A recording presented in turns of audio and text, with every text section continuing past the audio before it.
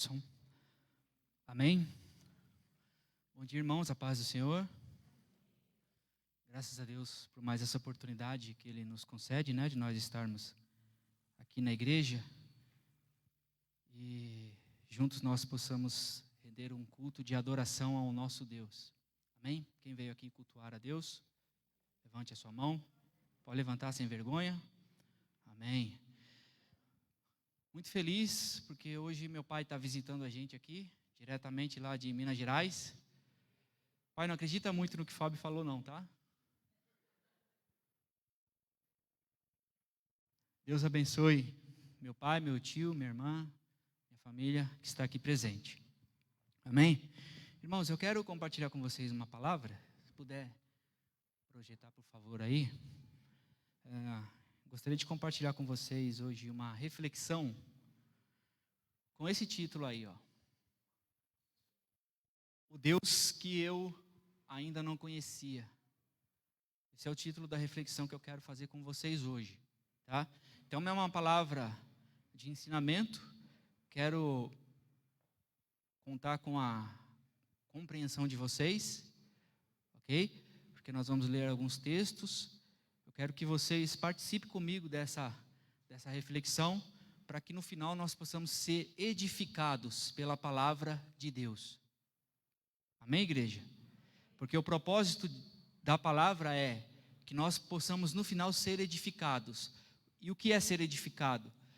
É ter a nossa fé fortificada. É ter a nossa compreensão de Deus e da palavra dele fortalecida, para que a gente possa enfrentar mais uma semana de luta, de batalha, com a firmeza que nós precisamos, para que nós não venhamos a, em algum momento, derrapar diante das dificuldades que a vida vai colocar diante de nós. Amém ou não? Tenho certeza que vocês já viram essa imagem em algum meme, né? Somente os mais jovens aí estão falando, já vi aquela imagem ali em algum lugar. Mas foi de propósito que eu peguei, tá? O Deus que eu ainda não conhecia. Essa é a reflexão que nós vamos fazer hoje. E eu quero que vocês abram as suas Bíblias em João, no capítulo 17.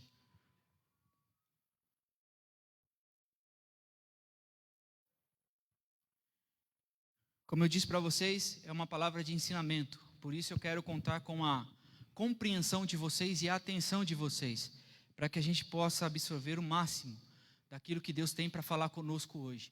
Deus já tem falado conosco através da sua palavra cantada. E agora Ele vai falar através da sua palavra pregada.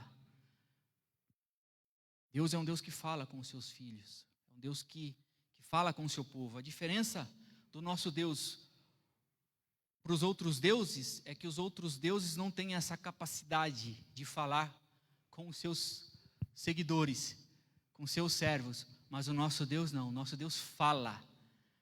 Ele fala. E Ele faz questão de falar conosco. E Jesus vai dizer o seguinte. Jesus vai dizer assim para a igreja: ó igreja, quando o Espírito de Deus falar, ouça. É isso que Jesus fala em Apocalipse. Quem tem ouvidos, ouça o que o Espírito diz à igreja. O Espírito de Deus diz à igreja. E hoje aqui nós somos igreja de Jesus. Então vamos ouvir o que Ele tem para dizer para nós hoje? Amém. Diz assim, João capítulo 17, verso 1. Vamos falar do 1 ao 3.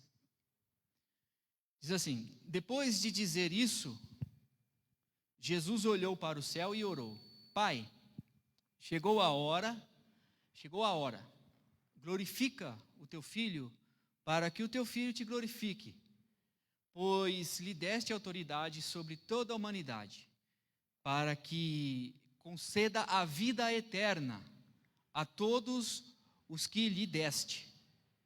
Esta é a vida eterna, que te conheçam, o único Deus verdadeiro, e a Jesus Cristo, a quem enviaste. Vou ler de novo o verso 3. Esta é a vida eterna, que te conheçam, o único Deus verdadeiro, e a Jesus Cristo, a quem enviaste. O contexto desse texto aqui, quando a gente olha lá em João, capítulo 17, 16, vou voltar um pouquinho, você vai ver que Jesus ele está nos últimos dias de vida aqui na terra. Então, o que ele faz? Ele reúne os seus discípulos, dá as últimas instruções para os seus discípulos, avisa para eles que ele está para voltar para o Pai. Então, orienta os discípulos naquilo que eles têm que fazer. Ele diz para os discípulos que o Espírito Santo seria enviado, o outro Consolador seria enviado, que os discípulos não ficariam órfãos, porque Jesus iria para o Pai, mas ele enviaria o Espírito, o outro Consolador, e o termo original para isso é Paráclitos, alós Paráclitos, quer dizer que esse outro Consolador é alguém igual a Jesus, ou alguém no mesmo nível de Jesus. Então, assim como Jesus foi para os discípulos, enquanto ele estava andando com os discípulos, o Espírito Santo seria. Então, o Espírito Santo estaria a cargo do Espírito Santo ajudar os discípulos, sustentar os discípulos, orientar e guiar os discípulos. Então, Jesus fala isso para eles, e em seguida, Jesus faz essa oração a Deus. Ele começa a sua oração dando graças, dizendo, ele olhou para o céu e começa, Pai, chegou a hora, está dizendo para Deus que chegou a hora dele, e qual seria essa hora? A hora do sacrifício dele em favor da humanidade, em favor dos discípulos, e ele pede para que Deus o glorifique, para que o nome dele seja glorificado. Aí ele dá uma informação aqui que é o que eu quero pegar para a gente poder falar. Ele fala aqui que a vida eterna é esta, que te conheçam, o Deus único, verdadeiro. Então, em outras palavras, Jesus está dizendo que a vida eterna consiste no conhecimento do Deus único e verdadeiro. Quer dizer, então, que a vida eterna está condicionada ao conhecimento que eu tenho de Deus. Jesus está dizendo que a vida eterna está condicionada ao conhecimento que eu tenho de Deus. Então, a vida eterna é esta, que te conheçam. Então, Jesus está dizendo isso, está dando essa sentença, associando a vida eterna ao conhecimento de Deus. Mas então, se ele está falando isso, ele está deixando a entender que, de alguma forma, Deus se faz conhecido para nós. E nós precisamos buscar esse conhecimento dele, para que nós possamos alcançar a vida eterna. Aí você vai me perguntar assim, tá bom, ok, precisamos conhecer Deus, para que nós tenhamos a vida eterna, mas como? Como e de que forma? Como é que Deus se faz conhecido? Tá, mas como? Onde Deus se faz conhecido? E como que eu conheço Deus? A resposta para esse questionamento que vocês estão me fazendo é, Deus se revela. Deus se revela para nós. E onde Deus se revela? Na palavra dele, na Bíblia. Ou seja, nós precisamos conhecer a revelação que Deus faz de si através da sua palavra. Porque é mediante esse conhecimento de Deus através da sua palavra, que nós vamos conseguir alcançar a vida eterna. Vocês estão entendendo? Jesus está falando que é necessário um conhecimento de Deus. Ok, conhecimento de Deus como? Onde? Conhecimento da revelação que Deus faz de si na sua palavra escrita, a Bíblia. Amém ou não?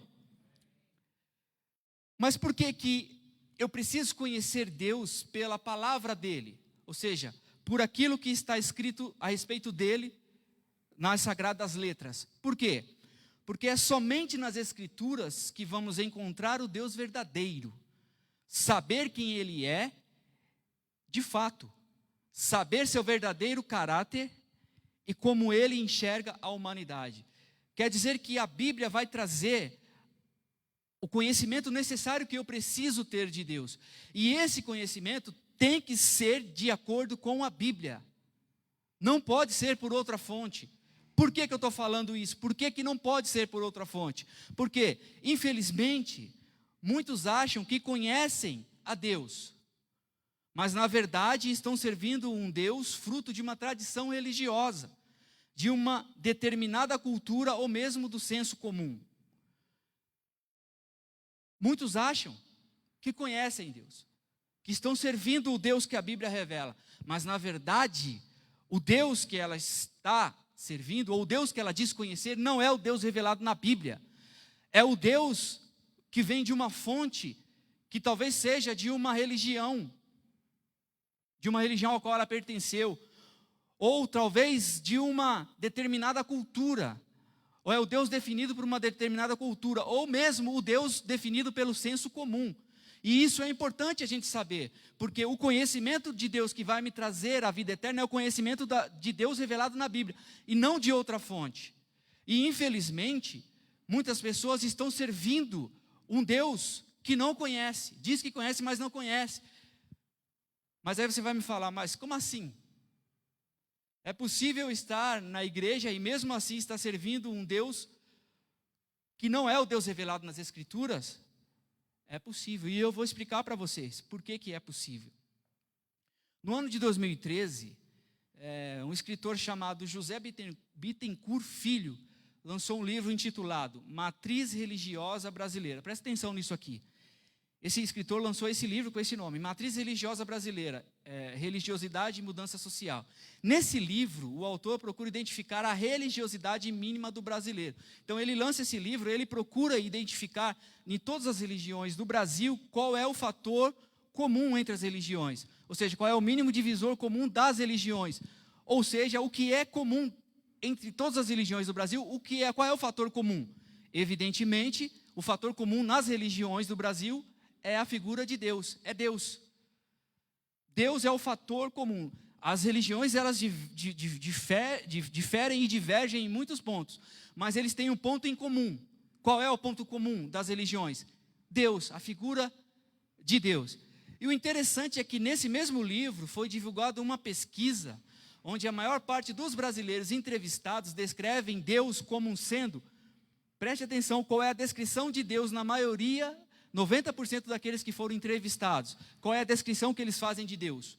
Um velho sentado num trono com uma vara na mão, pronto a castigar quem faz coisa errada.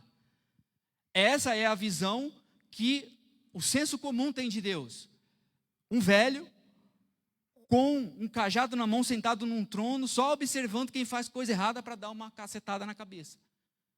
Essa é a ideia que as pessoas têm de Deus. Essa imagem a respeito de Deus é decorrente de uma cosmovisão circular, influenciada por diversos fatores, mas principalmente pela nossa herança católica. Então veja, o que eu quero dizer com isso aqui? Quero dizer que as pessoas têm uma ideia de Deus, as pessoas têm uma visão de Deus, e essa visão de Deus, ela é influenciada pela cosmovisão que a pessoa tem. Aí você vai me perguntar, mas o que é cosmovisão, irmão? Cosmovisão é a visão de mundo. Ou, em outras palavras, ou definindo melhor, cosmovisão é a visão de mundo, ou seja, a forma como enxergamos a realidade da vida. Então, o que é uma cosmovisão? É a forma que eu vejo a vida, é a forma que eu enxergo, que eu interpreto a realidade. E o que constitui para a formação dessa minha cosmovisão? A religião a qual eu pertencia, a cultura, e quando eu falo cultura, eu me refiro à televisão, à música, à arte, ao cinema, porque a cultura, ela vai influenciar, ela vai ditar as tendências. Então, muito da nossa cosmovisão é formada pela religião, como eu disse, pela cultura, pelo que o cinema diz, pelo que a televisão diz, pelo que a música diz, pelo que a arte diz, por uma tradição familiar, ou mesmo pela educação dos pais. Tudo isso, todos esses elementos constituem a minha cosmovisão. Então nós temos essa visão, nós enxergamos o mundo de acordo com a educação que nós tivemos, de acordo com tudo isso, com todos esses elementos. De forma que a maioria de nós enxergava ou ainda enxerga Deus nesses termos, como sendo esse ser, como sendo esse velho. Por quê? Porque essa visão de Deus não é a visão da Escritura, mas a visão da qual eu aprendi a vida toda. E qual é o problema disso? O problema de eu acreditar em Deus, ou eu crer no Deus que não é o Deus revelado pela Bíblia. É que muitas pessoas, elas vêm para Cristo, vêm para a igreja e permanecem com esses conceitos errados a respeito de Deus. Ou seja, conhecem Deus, mas não conhecem o Deus que a Bíblia revela. E esse conhecimento de Deus é decorrente da sua cosmovisão. Essas pessoas não tiveram suas mentes transformadas, como diz o apóstolo Paulo lá em Romanos 12. O que Paulo diz em Romanos 12? Não se amoldem ao padrão deste mundo, mas transformem-se pela renovação da sua mente, para que sejam capazes de experimentar e comprovar a boa e agradável, perfeita vontade de Deus. O que o apóstolo Paulo está dizendo aqui? Que quando a gente vai para Cristo, é preciso que a nossa mente seja transformada, a nossa mente seja renovada, de acordo com os padrões da Bíblia, não os padrões do mundo. Em outras palavras, o apóstolo Paulo está querendo dizer que nós devemos esquecer esses conceitos que nós temos de Deus, que é decorrente da nossa vida pregressa, e a partir de agora buscar renovar a nossa mente com o conhecimento de Deus oriundo da Escritura, porque a revelação correta de Deus está aqui, na Bíblia, não na cultura, não na tradição religiosa. E o problema é que muita gente vem para Cristo, mas não renovaram a sua mente, continuam achando que Deus é aquilo que a cultura diz, ou aquilo que o senso comum diz, não o que a Bíblia revela. Mas é possível mesmo pessoas estarem servindo a Deus com esse pensamento? É possível, e eu vou mostrar para vocês que é possível. A consequência disso, ou seja, de não ter a sua mente transformada, é que tais irmãos acreditam e servem um Deus que não é o Deus revelado nas Escrituras. Vocês estão entendendo? Vocês estão aqui?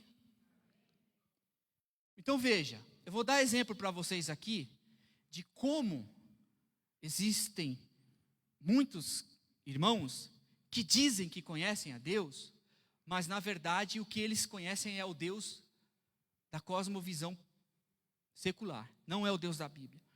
Vocês lembram, vocês devem lembrar, no ano de 2016, setembro de 2016, vocês lembram da morte daquele ator da Globo, chamado Domingos Montanher? Vocês lembram disso? Foi em 2013, a morte do ator Domingos Montanher, protagonista da novela Velho Chico, em 15 de nove de 2016, afogado no Rio São Francisco, entre Sergipe e Alagoas. Vocês lembram desse fato? Quem lembra? Lembra, né? Então veja, quando aconteceu esse fato, quando esse ator morreu, começou a circular no meio dos grupos do WhatsApp, dos crentes, uma mensagem dizendo que foi Deus que matou, que tinha matado aquele ator. Porque, segundo a mensagem, o ator estava brincando com Deus, pelo fato do ator ser um espírita, seguir a religião espírita. Então, muitas pessoas me mandaram essa mensagem, dizendo que foi Deus que matou, ó, tá vendo? Com Deus não se brinca, foi Deus que matou o ator, tal. Nessa época, eu escrevia para um blog evangélico, eu escrevia para esse blog, e nessa época, em decorrência dessas mensagens, eu escrevi esse texto aqui, que eu quero ler para vocês na íntegra. Preste atenção. A morte do ator da Globo e o Deus, entre aspas, covarde. A respeito da mensagem que estão divulgando sobre a morte do ator da Globo, Domingos Montanher, insinuando que foi Deus, entre aspas, quem o matou pelo fato dele fazer parte de uma novela espírita. Gostaria de dizer o que penso. Seguindo a lógica dessa mensagem, a mensagem lá que estava divulgando no WhatsApp, o restante do elenco da novela e os mais de 13 milhões de espíritas brasileiros estão correndo um grande perigo. O que me causa estranheza é um Deus, entre aspas, que se incomoda com a interpretação de um ator de uma novela que não tem temática gospel, ao ponto de matá-lo, mas não se incomoda com políticos corruptos, que desviam dinheiro de merenda escolar, da saúde e etc. Não se incomoda com traficantes de drogas, responsáveis pela destruição de famílias inteiras. Não se incomoda com radicais islâmicos que estão matando dezenas, se não milhares de pessoas, inclusive crianças, em nome de uma fé cega. Que Deus, entre aspas, covarde é esse, que se vinga dos mais fracos e deixa viver quem declaradamente o afronta? Continua. E se voltarmos um pouco na história do mundo, o que podemos falar de Hitler? Ditador alemão que assassinou mais de 9 milhões de pessoas, sendo que 6 milhões dessas pessoas eram judeus, mulheres, crianças e idosos. Ele perseguiu pastores e padres cristãos, fechou igrejas, quis eliminar o cristianismo da Alemanha e implantar as doutrinas nazistas, que se pesquisarmos mais a fundo, vamos ver que essas doutrinas estavam permeadas de paganismo.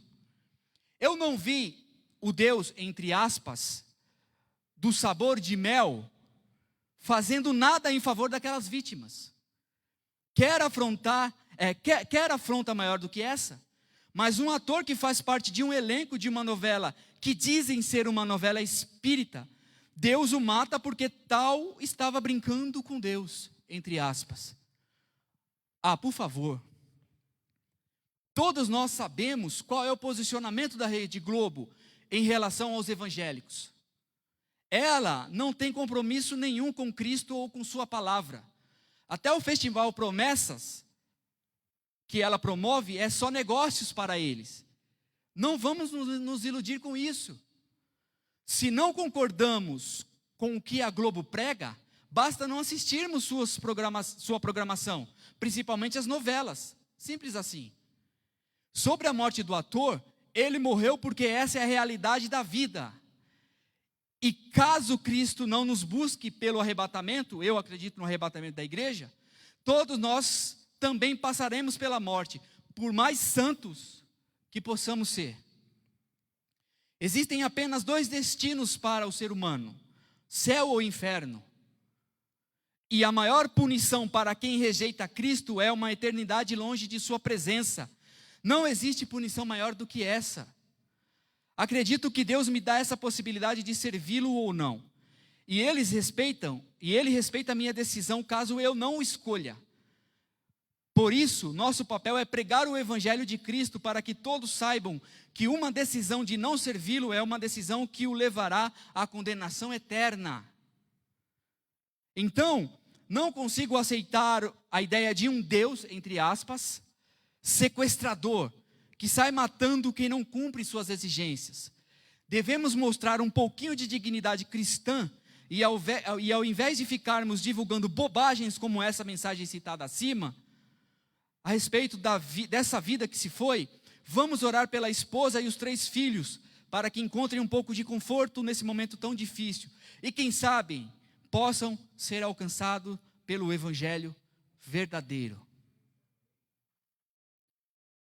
Por que eu escrevi isso? Por causa dessa mensagem, desses que dizem que conhecem a Deus. E vocês repararam que esse Deus, dessas pessoas que divulgaram essa mensagem, é o espelho desse velho sentado num trono com um cajado na mão para bater em quem faz coisa errada? Reflete ou não reflete esse Deus?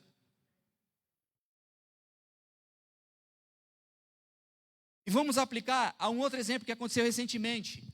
O tal do jornalista lá, o Ricardo Boechat, que também disseram que foi Deus que derrubou o helicóptero dele porque ele era ateu. E aí começou a chover esse monte de mensagem. Tá vendo? Vai brincar com Deus. Irmãos, se Deus fosse olhar para quem brinca com ele, a maioria dos pastores da igreja evangélica brasileira já estariam mortos. Se Deus fosse olhar por causa de pecado que nós cometemos, nenhum de nós estaríamos aqui. E aí esses crentes, que se dizem crentes, que conhecem Deus, ficam divulgando essa bobagem.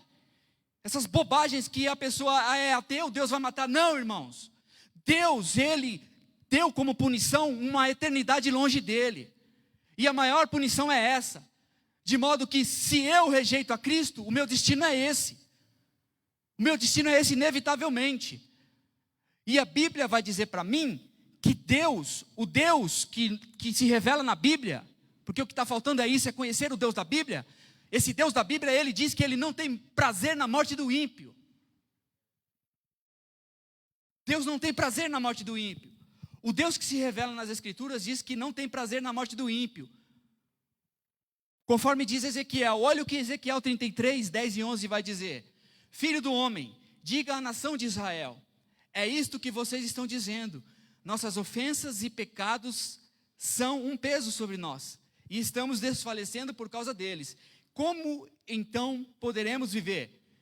Aí Deus diz, diga-lhes, juro pela minha vida, palavra do soberano Senhor, que eu não tenho prazer na morte dos ímpios.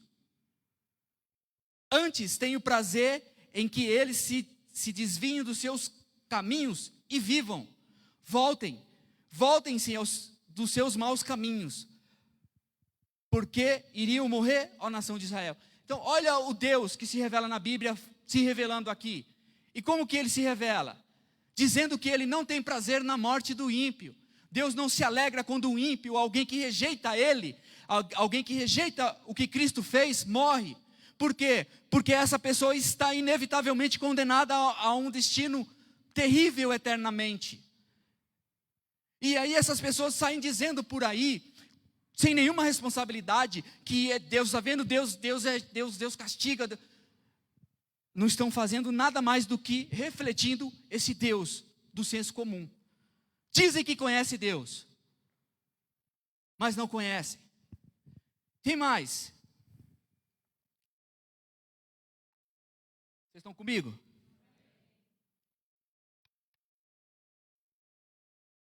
Olha o que Jesus fala. Olha esse episódio aqui. Se isso não reflete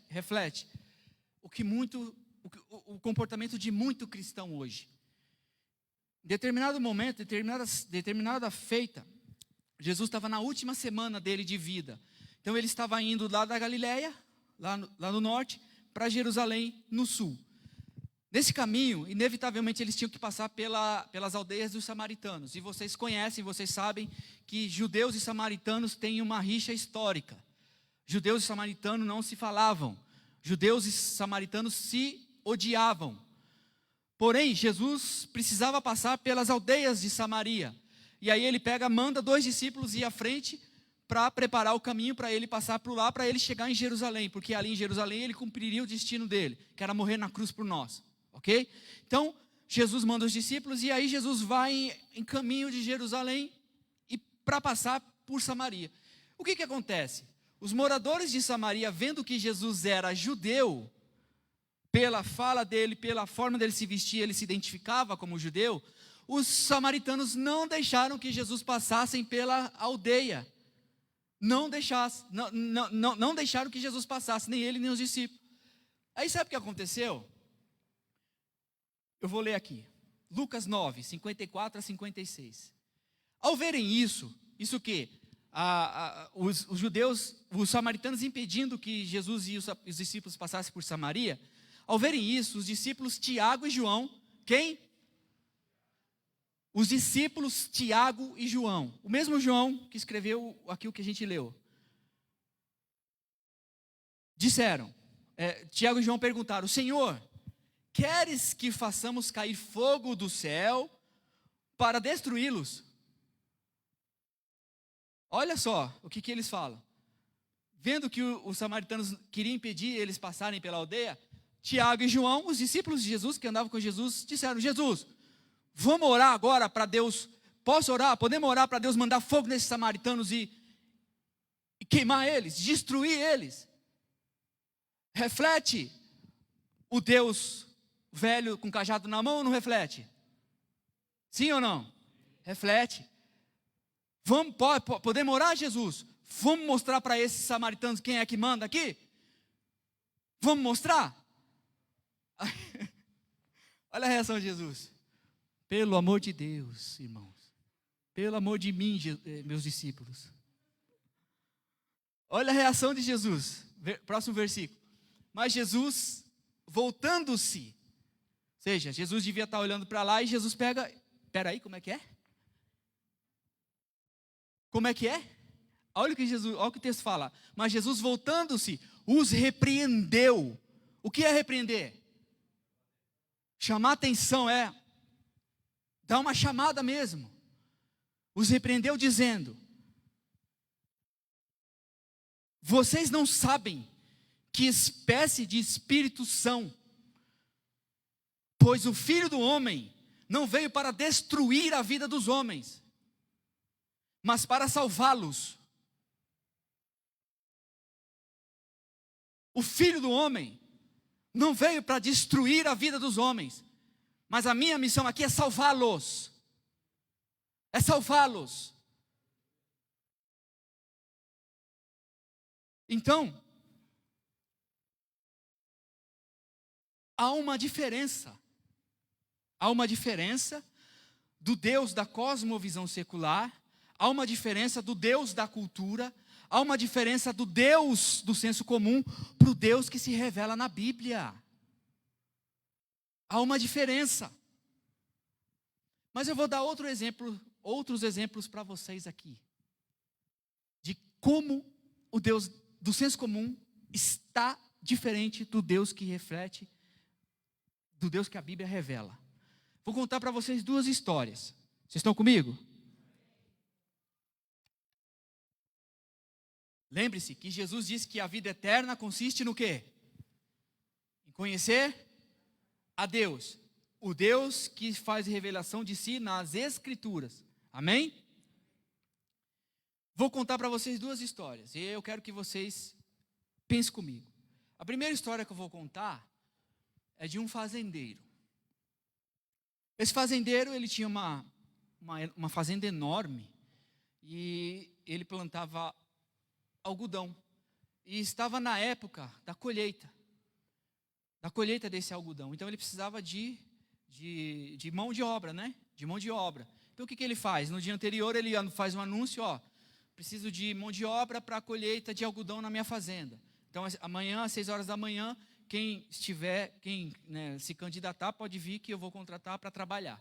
Aí ele fez o anúncio, aí no outro dia, 6 horas da manhã, os trabalhadores estavam lá para trabalhar. Então quem estava lá, ele contratou e colocou para trabalhar.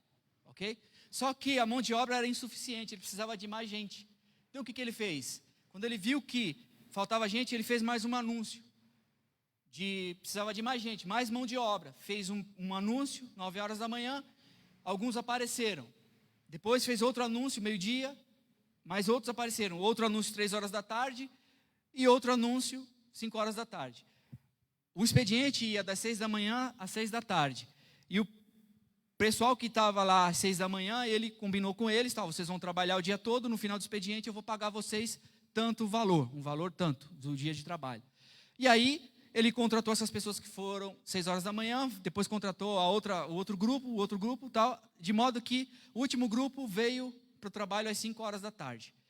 Quando terminou o expediente, esse fazendeiro pediu lá para o departamento pessoal, lá, falou, agora chama o pessoal, vamos fazer o pagamento aqui do pessoal. E aí ele começou a pagar na ordem daqueles que chegaram por último. Então, o pessoal foi lá, fez fila para receber. Quem chegou por último, recebeu primeiro. Ele havia combinado com o pessoal de pagar R$250 o dia de trabalho. E aí, quando o pessoal que chegou por último recebeu o dinheiro, eles foram saindo, né? E o pessoal que começou trabalhando primeiro, vendo que eles receberam o mesmo valor que o fazendeiro havia combinado com os que chegaram às 6 horas da manhã, ficaram pensando, poxa, então, se eles receberam 250, a gente vai receber mais. Começaram a pensar nisso, né? Aí, o chefe lá do departamento pessoal foi chamando, todo mundo foi pagando. Quando chegou no primeiro grupo, o grupo que chegou primeiro, eles receberam R$250 pelo dia de trabalho. Isso causou meio que uma indignação neles, dos trabalhadores que chegaram primeiro. E qual era a reclamação deles? Poxa vida, a gente está aqui desde 6 horas da manhã e você paga para a gente o mesmo valor que pagou para quem chegou 5 horas da tarde. Isso está errado, né? Isso não está certo, está injusto. E aí eu pergunto para vocês, o que vocês acham disso? Está certo? O comportamento desse fazendeiro aqui foi correto? Ou não? Ou ele foi injusto? Hã? Quem acha que ele foi injusto, levanta a mão. Levanta a mão, quem acha que ele foi injusto. Pode levantar, não fica com vergonha não. Levanta a mão, que eu quero ver. De alguma forma, o pessoal, os colaboradores estavam certos nessa reclamação? Levanta a mão, por favor. Quem? Ok. A maior parte aqui levantou a mão.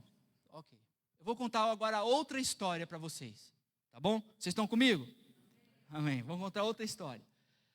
Essa outra história é de um empresário que era do ramo de alimentação.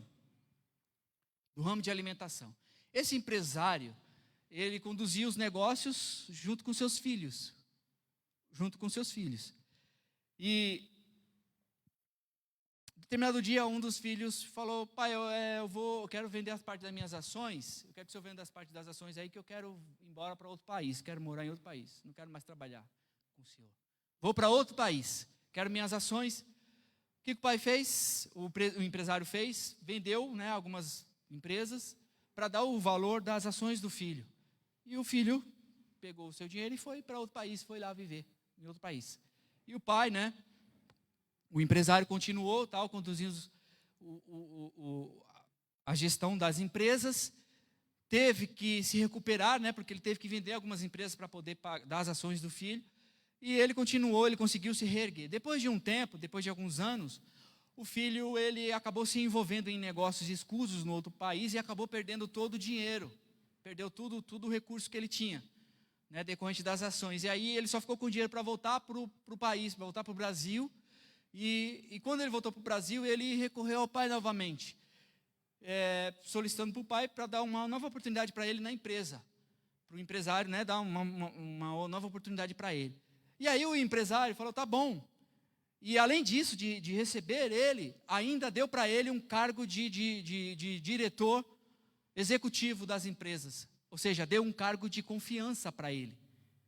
Deu um cargo de confiança.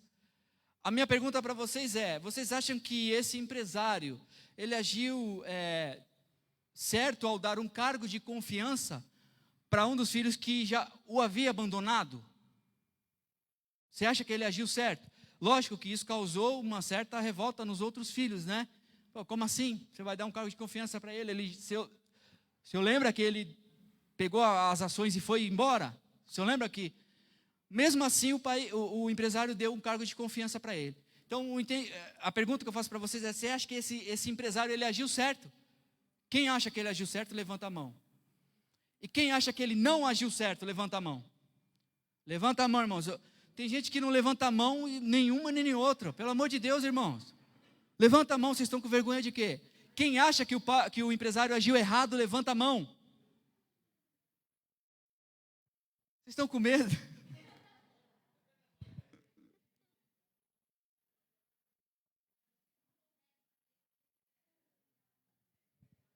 Vocês estão com medo, né? Então veja, quem acha que ele agiu, agora sério, quem acha que ele agiu errado, levanta a mão. O empresário agiu errado. Então veja, vocês sabem que essas duas histórias que eu contei para vocês, na verdade, são parábolas da Bíblia? Vocês sabem que nessas duas parábolas, tanto o empresário como o fazendeiro é representado nessas parábolas como sendo Deus? Então vocês que acharam que esse empreendedor aqui, esse fazendeiro e esse empresário acharam errado, vocês estão dizendo que Deus agiu errado.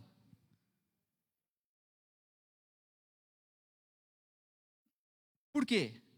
Porque a lógica do Deus da cosmovisão secular é diferente da lógica do Deus que se revela na Bíblia. Então, se a gente não conhece o Deus que a Bíblia revela, a gente sai falando coisas por aí que ele não disse. A gente sai representando um Deus que não existe. E qual é a consequência disso? A consequência disso é que as pessoas estão olhando para nós e estão vendo um Deus que não é o Deus da Bíblia.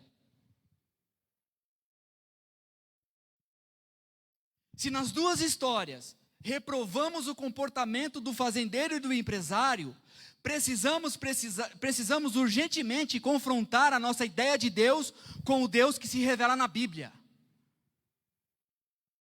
É por isso que Jesus diz que a vida eterna consiste em conhecer o Deus da Bíblia. Por quê? Porque você pode estar servindo um Deus que não é o Deus verdadeiro.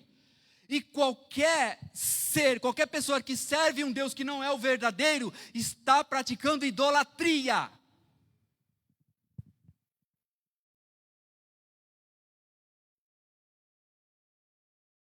A vida eterna consiste em conhecer a Deus. Que Deus? O Deus verdadeiro. E onde o Deus verdadeiro está? O Deus verdadeiro está se revelando aqui, na palavra dele. E como é que eu faço para conhecê-lo? Leia, busque. Não vá pelo conhecimento de Deus que você trouxe do passado, porque talvez esse Deus que você trouxe do passado não é o Deus que a Bíblia mostra. Talvez o Deus da cosmovisão ou o Deus que você aprendeu não é o Deus da Bíblia. E infelizmente muitas pessoas estão achando que estão servindo a Deus, mas não estão servindo ao Deus da Bíblia, estão servindo um outro Deus. Tanto é que ficam replicando essas mensagens aí, dizendo essas bobagens.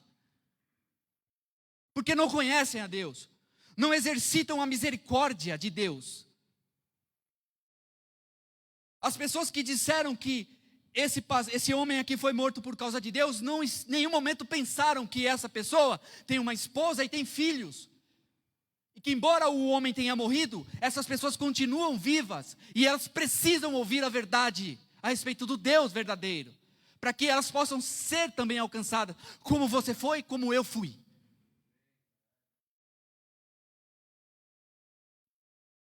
E a gente fica replicando um Deus que não existe.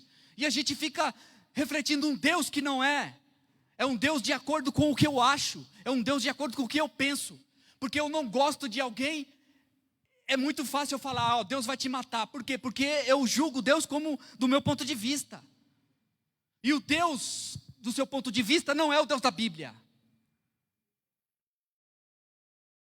Ou então eu pego e fico, incentivando as pessoas ao ódio ou à vingança, como esse tal do sabor de mel. Porque o Deus do sabor de mel é esse Deus aí, que castiga, que bate. Aí, você que não me ajudou, agora Deus vai me colocar lá para você ver como que eu sou forte. Irmão. Irmão. Você acha mesmo que Jesus morreu na cruz para te fazer o bonitão, irmão? Você acha mesmo que foi por isso que Jesus veio aqui no mundo? Foi por isso que Deus deixou a sua glória para vir aqui nesse mundo e ser torturado na cruz para te fazer um vingativo? Foi para isso mesmo? Então você precisa urgentemente mudar o seu conceito a respeito de Deus. Porque o Deus que se revela na Bíblia, Ele é misericordioso. Ele é tão misericordioso que Ele te alcançou.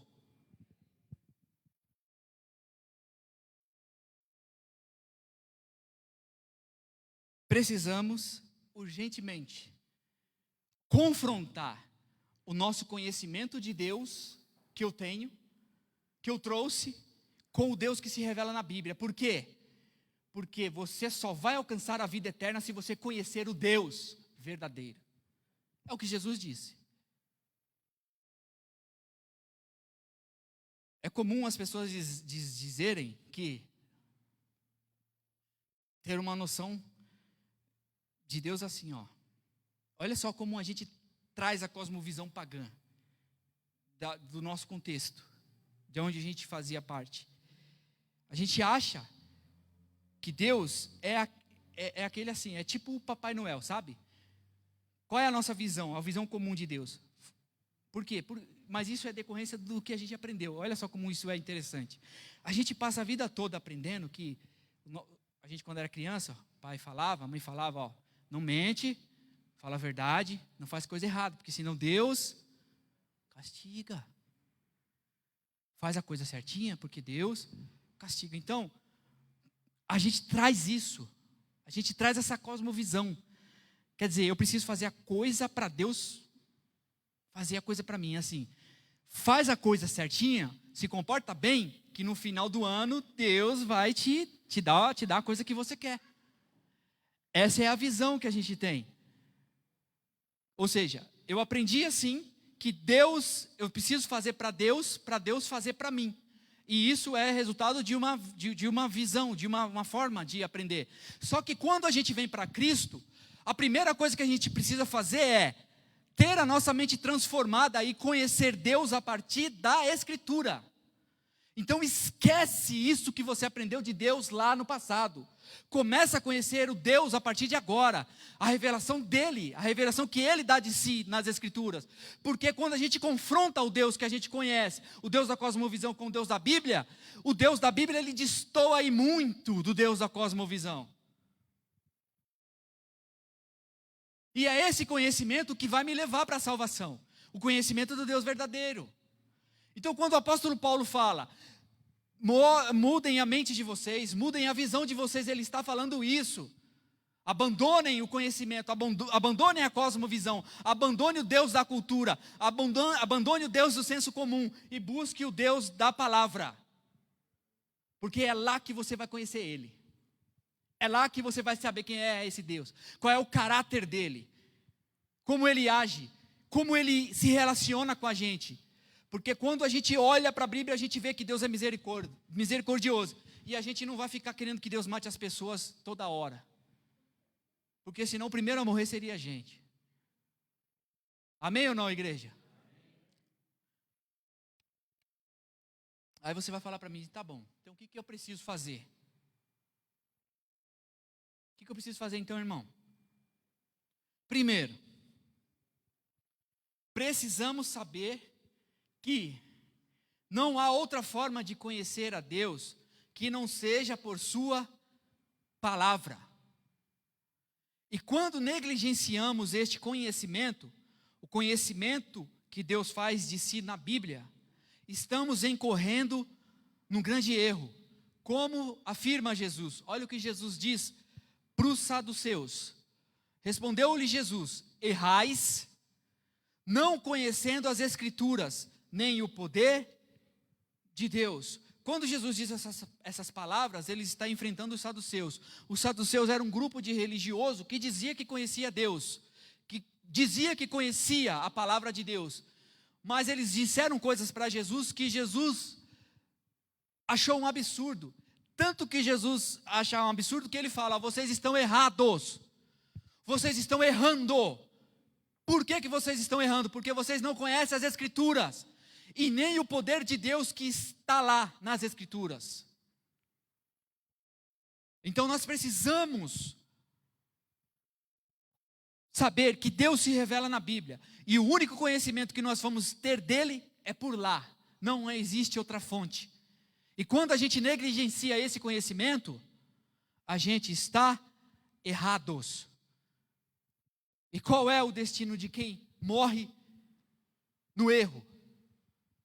Não é um bom destino. Segundo,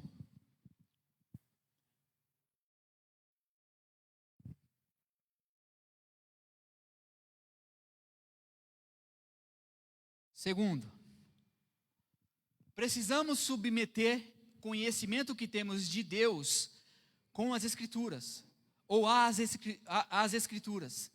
Qualquer conceito a respeito de Deus ou dele que estiver em desacordo com a Bíblia deve ser rejeitado. Todo conhecimento a respeito de Deus deve ter como fonte as Escrituras. O Deus definido pela cosmovisão secular, pela cultura ou pela tradição religiosa não é o Deus verdadeiro. Então, tudo que nós sabemos de Deus, devemos submeter, colocar ao crivo da Bíblia. E se estiver em desacordo com a Bíblia, eu devo rejeitar esse entendimento e procurar saber o entendimento correto a respeito de Deus e da sua palavra. Por último, precisamos entender que o conhecimento correto de Deus vai nos levar a um relacionamento pessoal com Ele. E aqui é o ponto-chave. Aqui é o ponto-chave. Porque quando eu busco o conhecimento correto de Deus, esse conhecimento vai me levar a um relacionamento com Ele, um relacionamento pessoal com Ele, porque é isso, na verdade, que Deus quer de nós. Deus quer que nós busquemos um relacionamento pessoal com Ele. Por quê? a palavra conhecimento que Jesus usa lá, que a vida eterna está, é esta, que conheçam a Deus, esse verbo conhecer, no texto, né, que lemos, traduz um termo hebraico que também servia para indicar relacionamento íntimo entre marido e mulher. Então o verbo aqui conhecer, que Jesus fala, conhecer a Deus, é o mesmo verbo usado lá, por exemplo, quando a Bíblia diz que Adão conheceu sua mulher. Quando a Bíblia diz que Adão conheceu sua mulher, ele está querendo dizer o quê? Que Adão teve relações íntimas com ela. Ou seja, esse termo conhecer indica intimidade, conhecimento na intimidade. Então esse termo que Deus usa, que Jesus usa para nós conhecer a Deus, quer dizer que Deus quer que nós tenhamos um relacionamento que seja no nível de intimidade. E isso quer dizer que devemos ter com Deus um relacionamento pessoal, porque só eu tendo esse relacionamento nesse nível, é que eu vou mostrar para pessoas que o Deus que a Bíblia mostra não é o Deus que o senso comum mostra. Isso significa que esse conhecimento é muito mais do que uma simples cognição das coisas de Deus. Conhecer a Deus não é saber de Deus. Saber de Deus muita gente sabe, mas conhecer muitos poucos conhecem. Como Jesus diz aqui, no âmbito da intimidade. E é esse relacionamento que Deus quer de nós. Esse conhecimento significa um relacionamento pessoal com o Senhor. Porque Jesus disse que enviaria o Espírito, e o Espírito habitaria em nós. Veja, observe que Deus no Antigo Testamento, ele se relacionava com os homens de fora para dentro, ou seja, Deus mandava o Espírito dele sobre as pessoas, e Deus em alguns momentos usava alguns homens pelo Espírito. Com Cristo a coisa muda, agora Deus se relaciona com o homem de dentro para fora. De que forma? O Espírito vem morar em nós, e é a partir do nosso interior que Deus se revela para o mundo. E essa habitação do Espírito em nós é que vai revelar, é que vai mostrar essa intimidade que nós temos para com Deus. Então o relacionamento com Deus precisa ser pessoal, a partir do momento que o Espírito começa a habitar em meu coração. E o Espírito, ele vai se manifestar em mim à medida que eu busco conhecimento desse Deus, dessa palavra. E à medida que eu conheço essa palavra, o Espírito revela a vontade de Deus para nós. Quem é Deus? O caráter de Deus. Ao ponto de que eu começo a refletir o caráter de Deus em mim. Por quê? Porque o Espírito que habita em mim é o mesmo que escreveu a Bíblia aqui, ó. Amém? E qual é um dos aspectos do fruto do Espírito?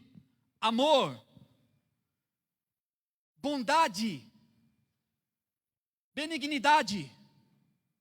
Então as pessoas que têm o Espírito habitando nela, e esse Espírito reflete o caráter de Deus, não sai falando por aí que Deus gosta de matar pessoa. Amém ou não?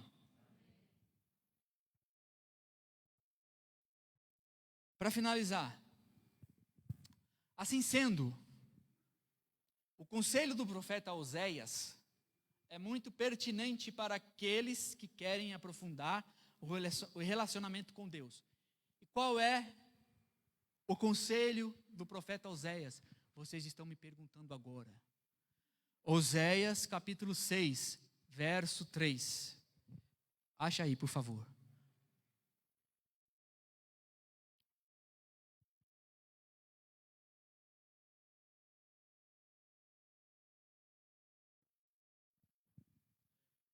Oséias capítulo 6.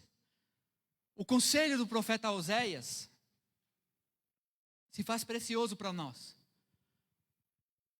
Porque Jesus disse: a vida eterna é esta, e que conheçam o Deus único e verdadeiro. Se a vida eterna está condicionada ao conhecimento de Deus, é porque de alguma forma Deus se faz conhecido. Em outras palavras, Deus se revela. E onde é que Deus faz revelação de si? Na palavra dele. Então, se eu quero alcançar a vida eterna, eu tenho que me esforçar em conhecer esse Deus. E aí o profeta Oséias disse, eu vou usar aqui a tradução, nova tradução, eita meu Deus, calma aí que eu vou lembrar, nova versão transformadora, diz assim,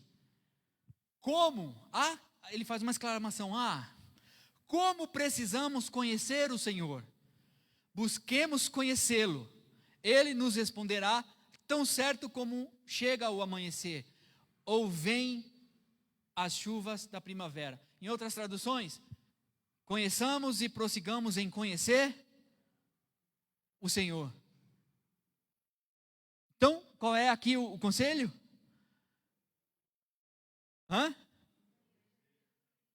Conheçamos, é só conhecer? Ele não fala só conhecer, ele continua. Prossigamos. Quer dizer que eu tenho que conhecer e continuar? Por quê? Porque a revelação de Deus é infinita na palavra. Deus é infinito. O universo cabe na mão de Deus. Então, a orientação é: conheçam a Deus e prossigam conhecendo Ele. Por quê? Porque Jesus disse que a vida eterna consiste nesse conhecimento. Que conhecimento? Conhecimento do Deus que se revela na Bíblia, não na cultura, não na cosmovisão pagã, não na tradição religiosa. Amém?